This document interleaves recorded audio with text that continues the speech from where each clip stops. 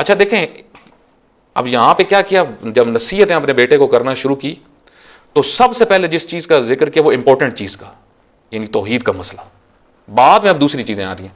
दूसरी चीज क्या है, वह वसैन अल इंसान बिवालिदैहि हमलतहु उम्मुहु वहनन अला वहन व फिसालहु फी आमैन अनिश्कुर ली व लिवालिदैका इलैयल मसीर।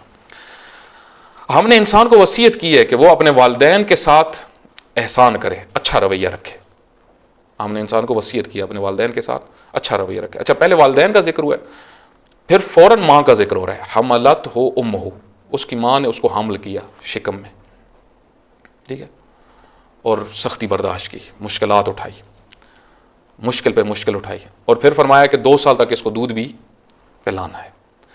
खुदावंद मुताल फरमाता है कि अनिश्कुरली, मेरा शुक्रिया अदा करो, वाले वालिदै का, और अपने वालिदैन का शुक्रिया अदा करो। यानी यहां से आप देखें कि तौहीद के तज़किरे के बाद सबसे पहली चीज जो खुदावंद मुताल बयान फरमा रहा है वो वालिदैन के ऊपर एहसान। और आप देखें कि कुरान करीम के अंदर चंद मकामात पे जहाँ पे खुदावंद मुताल ने अपनी रबूबियत का जिक्र किया है, साथ ही वालिदैन की अतात और उनकी फर्मा बरदारी का जिक्र किया है। यहाँ से इंपॉर्टेंस का आप देखें अहमियत। अल्लाह फरमाता है मेरा शुक्रिया अदा करो और अपने वालिदैन का भी शुक्रिया अदा करो। अल्लाह कितना करीम है कि बंदों का जो तुम्हारे साथ अच्छे हैं उनका भी शुक्रिया अदा करो। ये दर हकीकत मेरा ही शुक्रिया है। जब को वालिदैन का शुक्रिया, अब शुक्रिया का लाज़मी बात है, माना क्या है शुक्र का?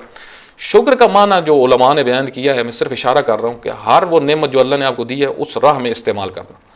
वालिदैन के साथ शुक्रिया क्या है? यानी वो रवैया अपनाना जो उन्होंने आपके साथ रखा था, वो ही रवैया आपने उनके साथ रखना है। जब आप छोटे थे उन्होंने आपकी मदद की, आपको बड़ा किया, अब वो जब बुढ़ापे में चले गए तो खसूसी तौर पर आपने उनकी खिदमत करनी है।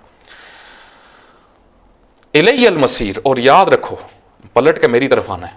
यानी यहाँ पे क़यामत मसूलियत, जिम्मेदारी है वालिदैन की खिदमत। इलैयल मसीर, पलट के मेरे पास आना, हिसाब व किताब होगा, इसका पूछा जाएगा कि तुमने अपने वालिदैन के साथ क्या किया। आज एक बड़ी तादाद जो अपने वालिदैन के साथ अच्छा रवैया नहीं रखते, उसकी बड़ी वजह यही है वो आखिरत को भूल गए हैं। बहुत सारे काम जिस तरह हम करते हैं तो उसकी वजह यही आखिरत को भूल गए हैं, खुदा का खौफ नहीं है। तो ये काम भी ऐसे ही है।